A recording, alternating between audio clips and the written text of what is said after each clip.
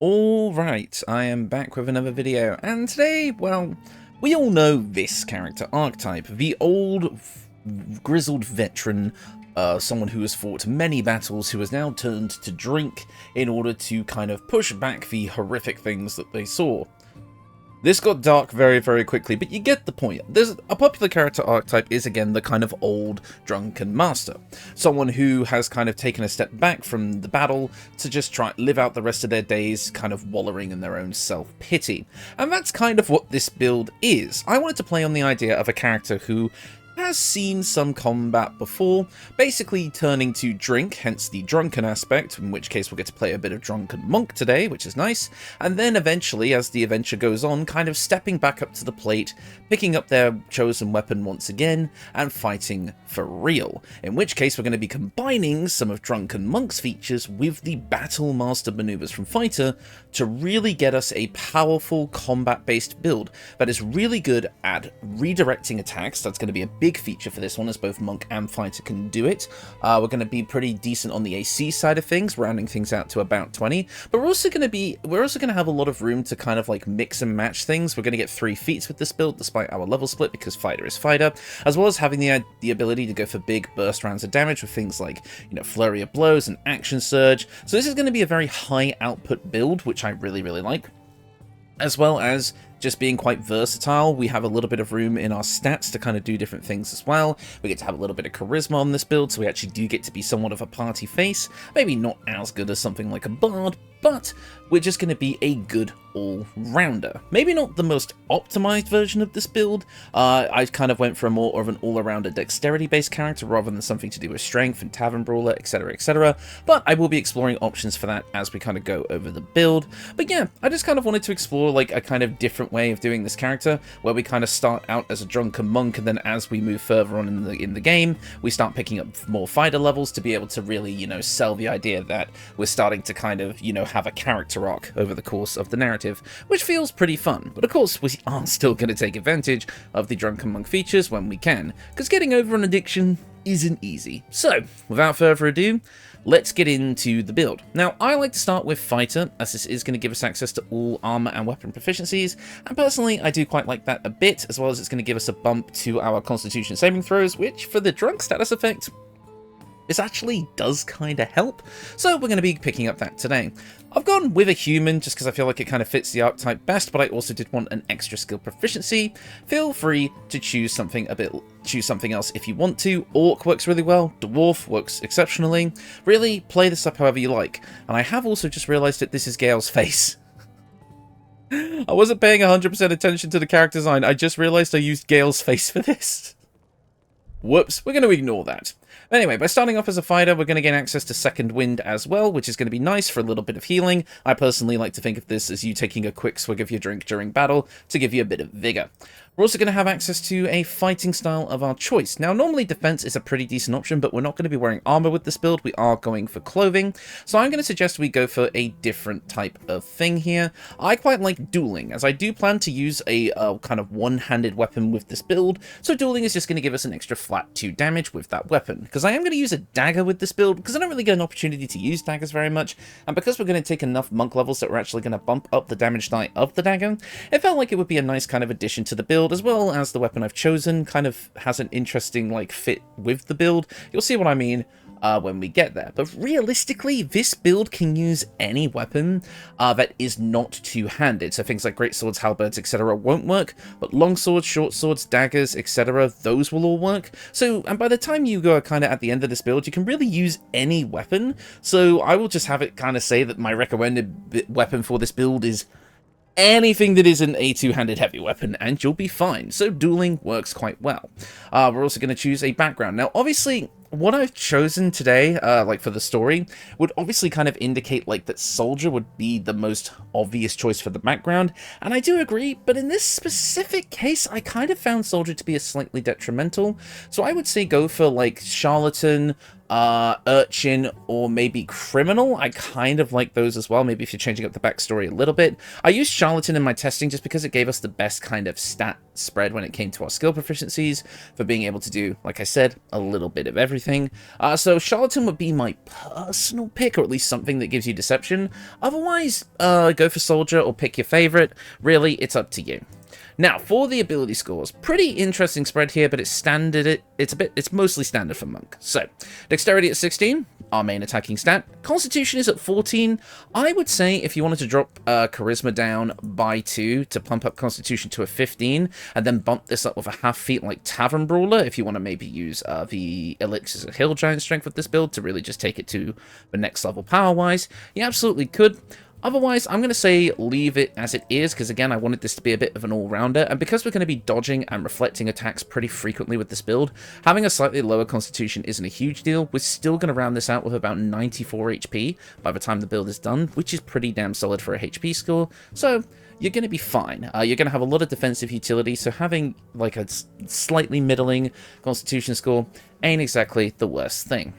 Wisdom is at 16, because obviously this is going to power our monk features as well as our unarmored defense, and charisma is at 12, because again, I want to use it for a little bit of a party face kind of skill set here. Speaking of, let's talk about that.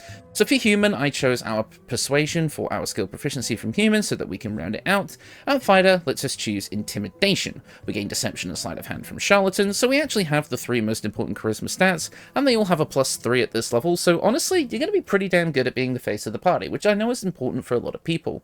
So lastly, you can take acrobatics. I think it's in line with the build as far as what we're going for, but honestly, perception, insight, all of that works really well. Survival, animal handling, I might actually go with perception, as I do feel like this fits the build a bit more, but really, it's up to you to choose what you like.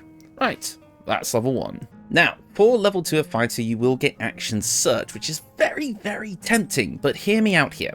I want to get Action Surge later on in the build. Again, if we're following the character arc of someone who is trying to get over their alcohol addiction in order to become the fighter that they used to be, imagine the kind of like later game acquisition of Action Surge basically being that like anime style power up where like, you know, they find their hidden resolve and it gives them strength and then they just go absolutely crazy. That's kind of what I imagine Action Surge to be here. So I actually really want to focus on the monk stuff first. So yes, this means for the first half of your playthrough, you're basically going to be playing a monk with a level dip in fighter, but honestly, that works just fine for me. I mean, hell, you could drop the level of fighter and just take monk right at the beginning. I suppose we don't really need to start with fighter on this build, but it's entirely up to you. So, for the first level of monk, we're going to gain access to Flurry of Blows, allowing us to punch twice in quick succession for a decent chunk of damage. We're going to gain access to armored defense, our deft strikes to bump up our unarmed strikes damage die.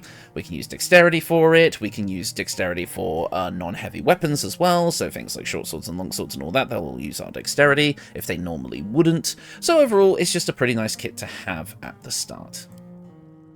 Ooh, what happened there? Oh, I clicked cancel. Whoops. Oh, you can tell I don't make videos as often anymore.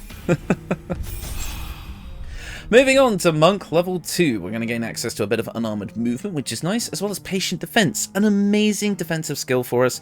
That's really going to help us get kind of into the theme of the build early on, with the ability to dodge and deflect attacks away from us. We're also going to gain access to Step of the Wind Dash and Disengage, but to be honest, I never really use these. We mainly use patient defense. At level 3 of Monk, we get to choose our subclass, and of course, we're going for Way of the Drunken Master. This is going to give us access to a few things. We are immune to the negative effects of being drunk, which is great. And once per day when you drink alcohol, you regain half your key points, rounded down. Obviously, just a nice little flavor thing, helps out with some mechanics that if you want to actually drink alcohol, which we will in this build, we'll get to kind of play around with that a bit later. We're also going to gain proficiency in performance, so now we have proficiency in every single charisma skill, which is a nice, unique little niche for a monk fighter build. I don't know, just feels kind of fun. We're also going to gain access to Drunken Technique, allowing us to use our Flurry of Blows kind of as a bonus action to punch twice in quick succession, and granting yourself an additional 3 movement feet that benefits from Disengage, so we can easily move out of a tricky combat situation if we need to, which, trust me, can be really, really useful for repositioning. I think people really underestimate the kind of little features here and there in Drunken Master Monk that pile up together to actually make it an extremely versatile class. I actually need to do this plus Swashbuckler Rogue at some point, because there's a ton of synergy there that I don't think people realize is actually present. At monk level 4, we're going to gain a bunch of extra goodies, more key points, resistance to falling damage, and life of the party. Every time you hit with an intoxicating strike, the monk gains life of the party, which increases their armor class and attack rolls against drunk targets. So this is going to give us even more defensive options as long as we are spreading the drunk status effect around with our intoxicating strike. We're also going to get our bonus action and action intoxicating strike, which we can use to hit a creature and possibly get them drunk. So we're just going to be able to kind of spread the love, and by that spread the alcoholism to our enemies. Yeah, that's kind of wild, right? You are such an alcoholic that you literally make other people around you alcoholics. That's kind of crazy. This subclass is fun. But anyways, we do get to choose our first feat of the build, and since we're mostly focusing on our punching and our dexterity-based attacks, let's bump up our dexterity by 2. At monk level 5, we're going to gain access to extra attack. Again, a level later than usual, but if you want to change up the leveling scheme for this build, go ahead. We also get stunning strike here, which I'm going to flavor as you with stunning strike, basically kind of really inflicting the kind of alcohol debuff on your opponent to the point where you gave them like some strong moonshine and they're just completely out for the count for a bit. I think that's kind of fun, so we're going to go with that. And then finally, at monk level 6, we're going to gain more unarmored movement. We're going to get key empowered strikes, meaning that we can attack through resistance and immunity to non-magical bludgeoning damage, as well as we're going to get leap to your feet and redirect attack. Whenever we are prone, we only use half of the normally required movement speed to stand up, which is kind of cool. You also get like the fun little classic like kung fu leap up with your hands animation, you know the one, which kind of feels very in line with this build. But we're also going to get redirect attack. In addition to the deflect missiles feature that we normally get that allows us to reflect ranged attacks back at our opponents, we now can do it with physical attacks as well. Whenever a creature misses us with a melee attack, you can spend 1 key point as a reaction to use an unarmed strike back at them. Now, by the time this build is finished and you're kind of in the later stages of the build, depending on the equipment that you choose, you won't actually need to spend a key point to do this anymore, so this feature will lose a little bit of go towards the end of the build, but for now it does feel very, very nice to use, and I personally recommend that you do so. Now, I know everyone's level ranges are a bit different as they go through their playthroughs depending on how much of a completionist they are, but let's just say, for the sake of argument, we're total level 8 at this point, and I'm going to say you're kind of about ready to storm Moonrise Towers at the end of Act 2. And I would say this is probably going to be the moment where our character is really going to have to, you know, lock in and actually get over themselves and pick up their fighting prowess once again in order to basically take down Ketheric and get into the third act of the game. So this is where we're going to go back to our fighter levels and we are going to stay there. Now picking up Action Surge. Now I want you to imagine, again, this drunken old fighter finally is kind of sat at the inn. He's about to take a swig of a mug of ale, but then puts it back down, stands up, rallies the crew, and heads over to Moonrise Towers. Hold out for a hero, specifically the Shrek 2 version, is playing in the background as you're charging through using Action Surge to do a multitude of sword or dagger attacks, mixed in with various punching techniques. Oh, come on. Tell me that doesn't sound absolutely awesome. You know it does. So that's where this build kind of feels cool. And again, you get to get Action Surge around this point where you really start to kind of ramp up your combat ability and kind of the stakes of the narrative. So yeah, that's my reason for getting Action Surge at total level 8. Come on, I'm allowed to have a little bit of fun with this one. At fighter level 3, we get to choose our subclass, and of course today we are going with Battlemaster, one of my personal favourites, although I tell you what, Eldritch Knight is slowly becoming my favourite fighter subclass. Want to do another build on it soon, as I've got some ideas. But for now, let's talk about the manoeuvres, and we have a lot that I think would fit this build really, really well. My first one that I'm immediately going to grab is Trick Attack, because it almost feels in line with kind of the monk side of things, where we can swing our weapon down, allowing us to knock our enemies off their feet. You can either like flavor this as like the sweeping leg kick that most monks kind of do, or, you know, again, you're kind of like doing this sort of like drunken battle dance with your weapon, as well as kind of like dancing through your enemies. You're like bam, bam, bam, knocking them over. Feels pretty cool. Allows you to knock a target prone, dealing a bit of extra damage equal to your superiority die in the process, which feels quite nice. For your second one, people are obviously going to point out riposte, which obviously means that we can spend a superiority die to, when a hostile creature misses us with an attack, we can retaliate immediately with our weapon.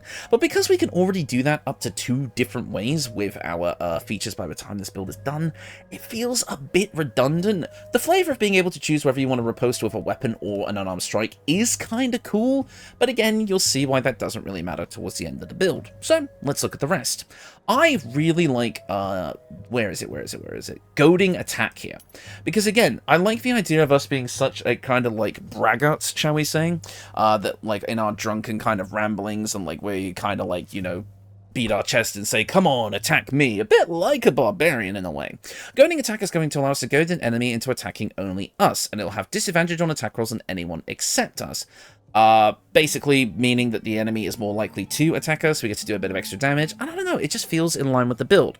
So let's talk about the other options as well. Commander Strike could be kind of nice, but I don't really think it fits this build as much.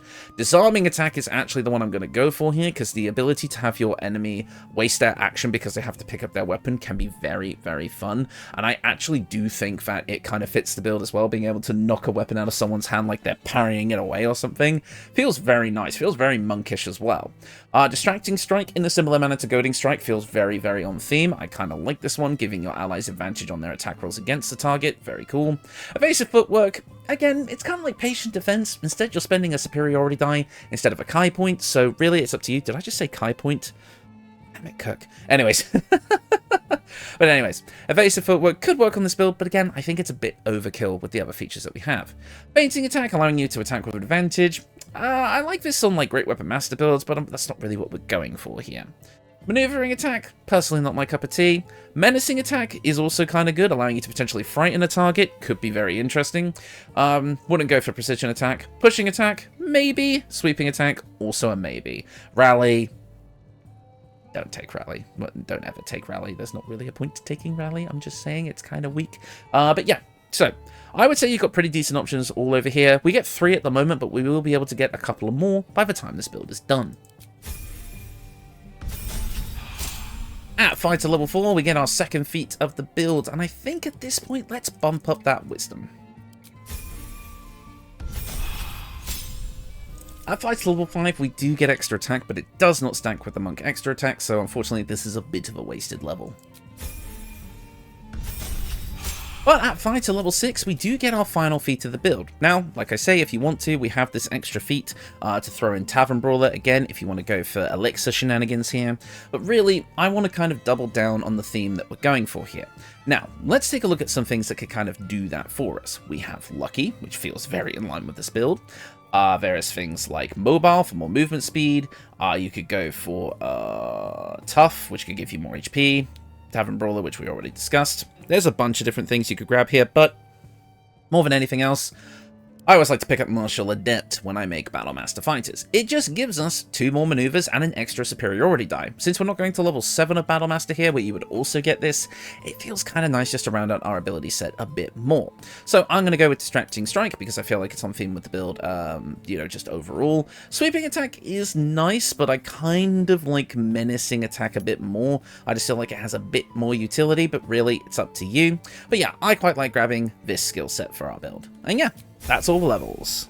And that is the build. Overall, what you're going to be getting out of this is a pretty versatile defensive character. You have multiple different ways of redirecting attacks, which I'll get to in a minute, but using either your monk features to dodge or redirect, you can do deflect missiles, redirect attack, patient defense, and then be able to retaliate with powerful fighter techniques.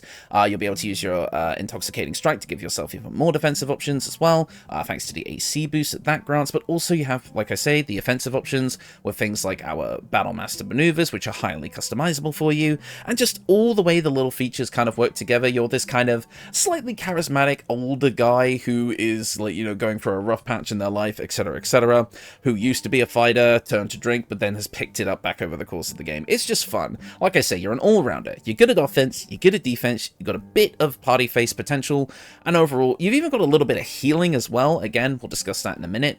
It's just a fun all-rounder type build with a unique little character arc, and is quite a fun take on a martial monk fighter type build. So, let's take a look at the equipment to see what exactly it is we're working with here. Now, my weapon of choice here is the Stillmaker, typically known as the Dark Urges Dagger. I've never really used it in a lot of builds though, surprisingly. This I quite like because it is a decent dagger. Again, I decided I wanted to use daggers for this build, don't really know why. Again, any weapon that isn't two-handed works here, so honestly, go nuts. But I like this one specifically because it comes with the Hold Person spell, which again, if I flavor that as like a very strong moonshine being laced over your blade when you stab them, it seems like a pretty fun and potent effect. And again, all of our stuff that we do being a critical hit while this is up, it's very, very nice. And also because we started with fighter, constitution saving throw proficiency, pretty damn good concentration saving throws. So overall, I quite like this. I think it fits the build in a odd, weird flavor way. Literally flavor, because we're dumping alcohol on our blade and then using it to hold someone still. I don't know, feels kind of fun. But really, you can use any weapon that strikes your fancy. Personal recommendations right off the top of my head would be Duke Ravengard's Longsword in Act 3, give you a charisma boost and commander strike. That's actually pretty much what I would maybe go for. There's so many though. Knife of the Undemounted King works. Like again, anything that is not two-handed will work with this build, so go nuts. In fact, things that are two-handed will work if you decide to go for the elixir shenanigans too, so really, the world is your oyster. Pick your poison. I just decided to go for this today. As an early game option though, I do also like the Hunter's Dagger, making someone become ruptured on a failed con save whenever you attack them, which basically means they take 1d4 piercing damage whenever they move on subsequent turns. Not really a huge buff, but it's a decent early game dagger. Right. Moving on to our headpiece, we have the Scabby Pugilist Circuit. Both our weapon and unarmed attacks will deal an additional flat 2 damage when we are surrounded by 2 or more foes. So if we decide to get right into the thick of things with our high AC and the ability to reflect attacks, all of our kind of reflected attacks, I guess, as well as our regular attacks, are going to deal a bit of extra damage, which feels quite nice. It's a shame that this comes up in Act 3 of all things, but, you know, it's whatever. It's a fun little buff that works for both sides of our offensive kit, both weapons and unarmed strikes, so I wanted to include it here, and honestly, it just feels like it fits. In the early game, though, there's not really too much I could recommend. Overall, there's not really many options I think that benefit this build, so I've just gone with the Haste Helm. Gives you momentum at the start of combat for 3 turns, which gives you a bit more movement speed, allowing you to close the distance a bit easier. Moving on to our cloak. Again, we're kind of punishing people for trying to attack us, so on the off chance they land a hit with a melee attack, maybe they kind of break one of the bottles of alcohol we happen to be carrying in our satchel and get sprayed for acid damage. Now, yes, I know, alcohol would technically be poison damage, but let's be honest, poison damage kind of sucks, and there's not really a lot of options for it in this game, unfortunately, at least not for this build, so I've decided to go with acid damage kind of to represent that instead. So as such, again, people are going to get punished for attacking us with a bit of acid damage. For our endgame armor, I've gone with the Vest of Soul Rejuvenation, pretty much the standard for endgame monk builds. Whenever we succeed a saving throw against a spell, we'll gain a bit of hit points. Not really that relevant. What is relevant, though, is the wearer can use a reaction to make an unarmed strike against any attacker that misses them. So this is our redirect attack feature, but it doesn't actually cost a key point to use. So this is technically a direct upgrade, but for those of you who want to use different armor pieces, redirect attack is still going to work. And again, if you decide you don't want that 6th level of monk for whatever reason anymore, that gives you, I guess, another level to play around with on this build, maybe that 7th level of Battlemaster for more maneuvers. It just does give you a bit more to work with, but overall, it just allows us to be a bit more reserved for our key point usage in the late game, as well as giving us a +2 to our armor class to give us that nice 20 AC total, which feels very, very good to have.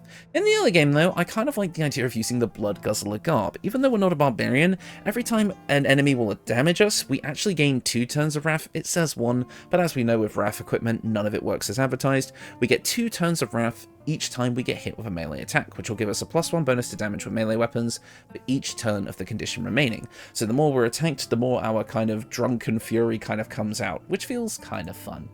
Moving on to our gloves. Now you have 2 choices here, and I've actually chosen to use the early game option for this build, which is the Sparkle Hands. Now, I'm not going to lie to you, this build was originally inspired by Goro Majima from Yakuza, and the last time I made a Yakuza build, which was Kiryu, I included the Sparkle Hands to kind of be like our heat gauge, which in those games basically meant like the more you attacked, you kind of built up a gauge that let you do more damage and have access to special moves, and that's kind of what the Sparkle Hand does here.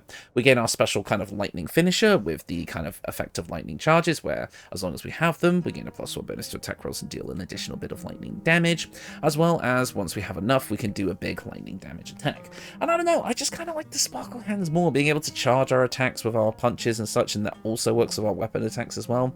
I don't know, I just like the idea of having kind of special mechanics in the build beyond just hitting things, and the sparkle hands really do give that kind of flavour.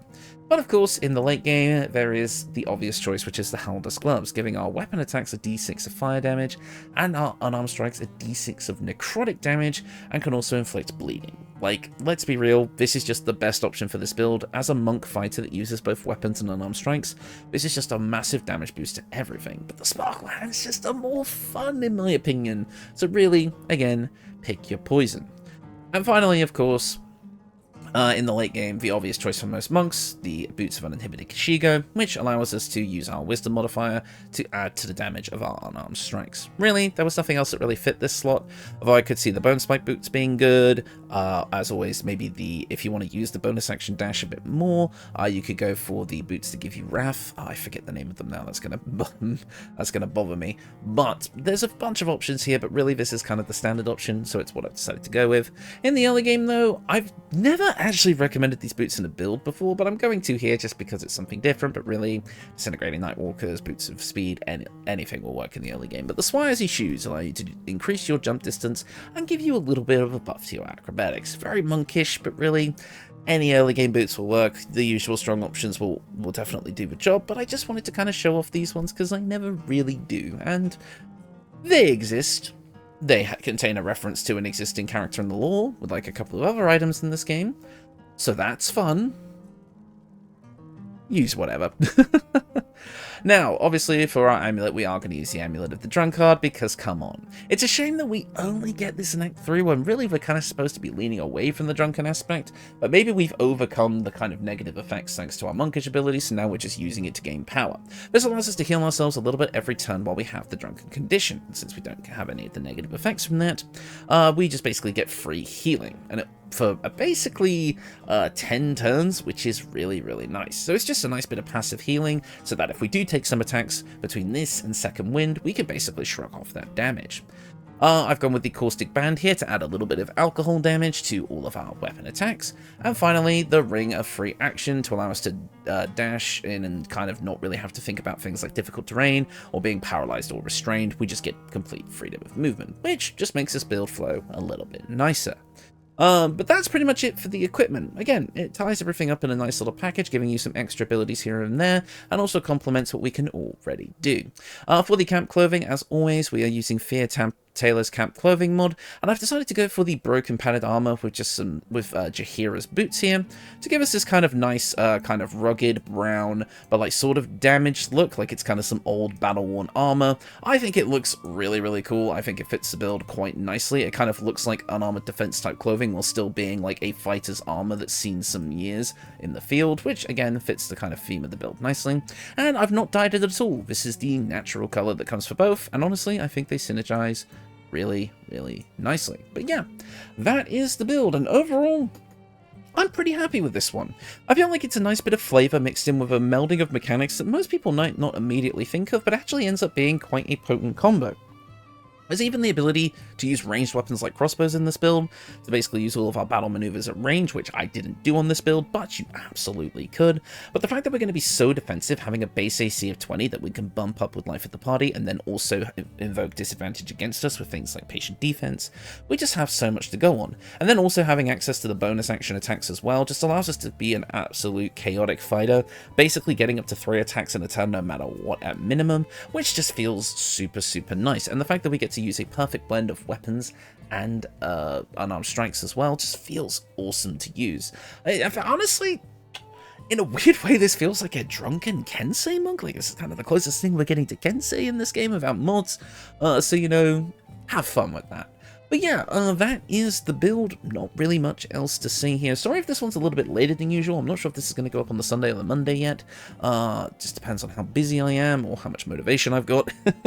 So depending on whenever you saw this video, I hope it wasn't too late. But yeah, that's going to do it for me. Thank you all so much for watching, and I will see you all next time. Goodbye.